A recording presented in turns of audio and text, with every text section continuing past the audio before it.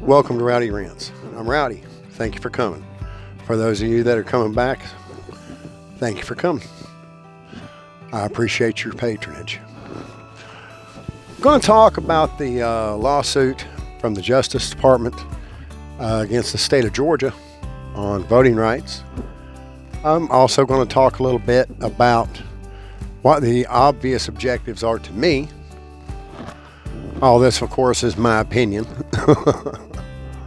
And I'm going to talk a little bit about Merrick Garland. Merrick Garland blasted onto the scene during the Obama administration.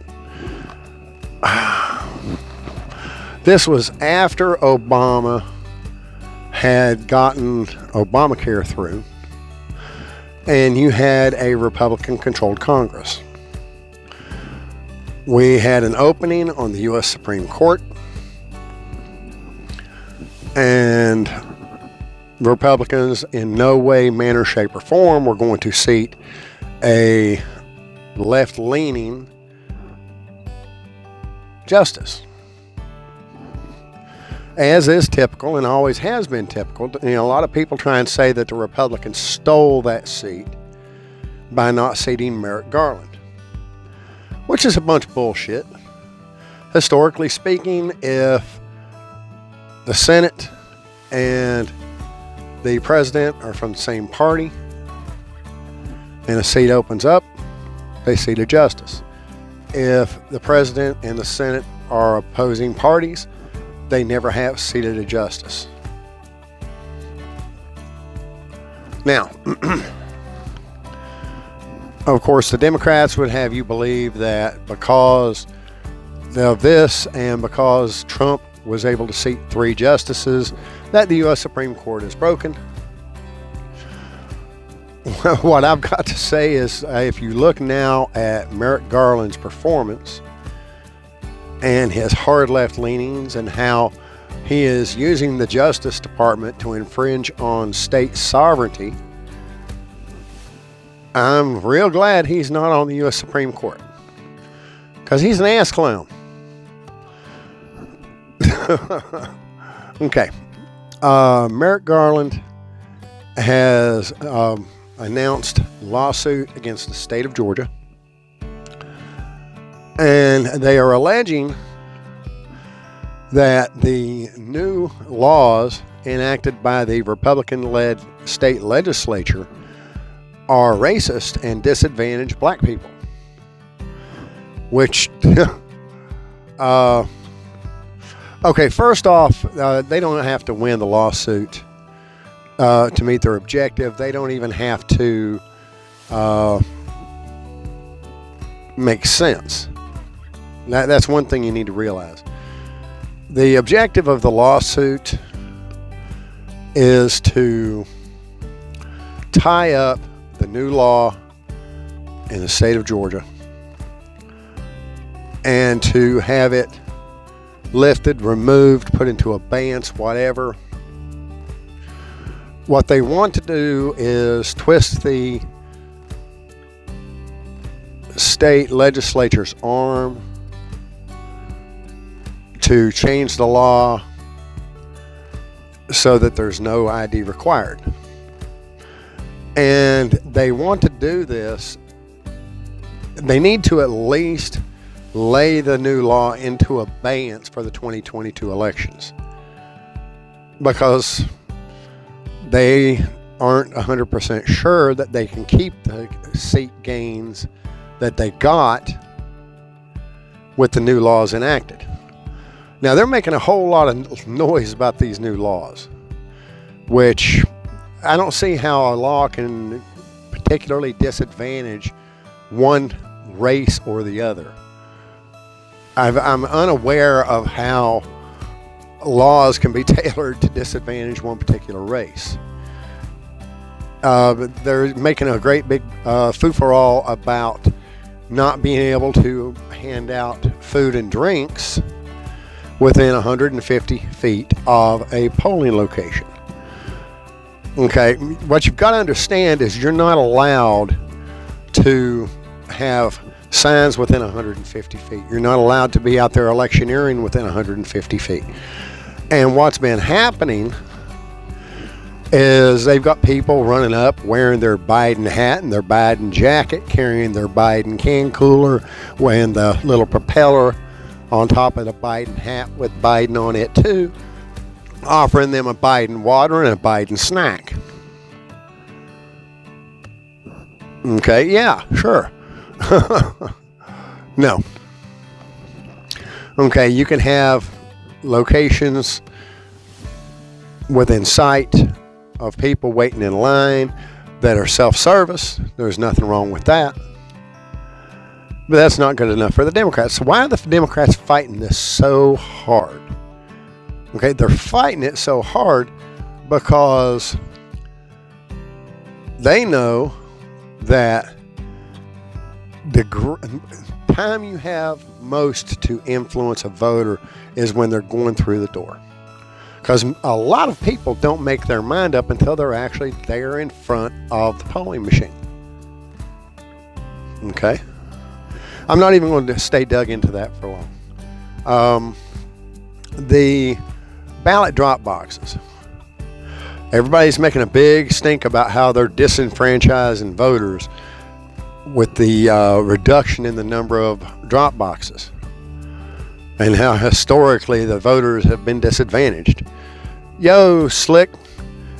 Most places didn't even use drop boxes until 2020. So dump your bullshit clear to stern. It's not true. It's completely not true. And, by the way, I fail to see how anything that I've named so far, anything that I'm getting ready to name, can affect one race more so than another. Everybody drinks water, everybody eats snacks, everybody waits in line. Everybody has access to use the drop box. Now, absentee voting, that requires an ID card. You have to have an ID card to check into a motel. You have to have an ID card to buy cigarettes. You have to have an ID card to buy alcohol. You have to have an ID card to get a driver's license. Or you have to at least have some kind of identification in order to get it. People manage to come up with ID for multiple functions. You have to have an ID in order to get the vaccination card when you get the injections for the vaccine. At least here, where I am. I don't know about other places, but you do here. They have to have an ID card to give you that vaccination card. That's a requirement. They might just give it away like certs somewhere else. I don't know. But, the only thing you can do in the United States, supposedly, according to the Democrats, without an ID card, is vote. And they're opposed to providing some kind of identification for absentee voting. In their eyes, you should be able to get an absentee ballot, fill it out, sign it, and send it in. No ID required. Excuse me? Why? And how does not having ID benefit one race more so than the other? Somebody please explain this to me, because we're not making sense here. And bear in mind, if you're going to try and talk critical race theory to me, I'm going to tell you that critical race theory is rebooted Marxism 2.0. And if you are woke or practicing or employing critical race theory, you're a racist. Of course, now that's for another video. I'm not going to go any further with that here. Now, the whole issue at hand, though, with Merrick Garland and the Justice Department is to use the Justice Department to beat and batter the Secretary of the State and the Governor of Georgia,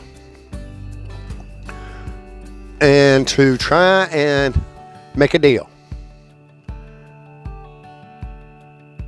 That's it. And if they can't make a deal, they need to have that law held out lifted, put into abeyance, whatever you want to call it, at least because it's in the courts, at least until after the 2022 elections. That's when the Democrats will know whether or not they get to keep the Congress. And that's part of their strategy right there, is forget the fact that states have a right to manage how their elections are run. And it's, that's pretty much under state sovereignty. So what you're looking at with the Justice Department is in no small part an invasion of the state's sovereignty. Yes, you do have oversight for federal elections. However, the whole concept of the state legislature along with the governor is that they exercise the will of the people. Now you can start squawking all you want about, well, the Republican legislature isn't exercising the will of the people in Atlanta. The legislature serves the entire state. There's a lot more ground in the state of Georgia than just Atlanta. This isn't about Atlanta only, or only Folsom County. This is about the state of Georgia. And the state of Georgia just happened to have elected a Republican legislature and a Republican governor. Contrary to Stacey Abrams, I actually won the office of governor, even though she lost by 50,000 votes. 50,000 votes. That's the way it goes. That's it. Now, the whole idea is to try and strong arm the state, to disarm the state, to make Republicans look as bad as possible. And Merrick Garland is just the hitman to do that. He'll employ everything he can. He's even invoking old laws that have long since passed that allowed federal oversight of states in redrawing districts. And the law was put into abeyance, and it's been done for a generation. And Merrick Garland is invoking the fact that it was there to prevent racism and should have never been removed, and we need it back.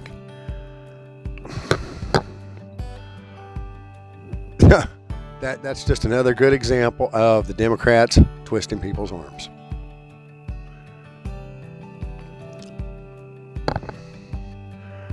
Well, that's pretty much just about it. And that's pretty much the way I see it. Like I said, once again, these are my opinions. You have yours, I have mine. You'll have your say, and I'll have mine. Welcome all comments. I hope that you like and subscribe, because I do appreciate hearing from folks. Thank you for coming. My name's Rowdy. This is my rant. You have a nice day.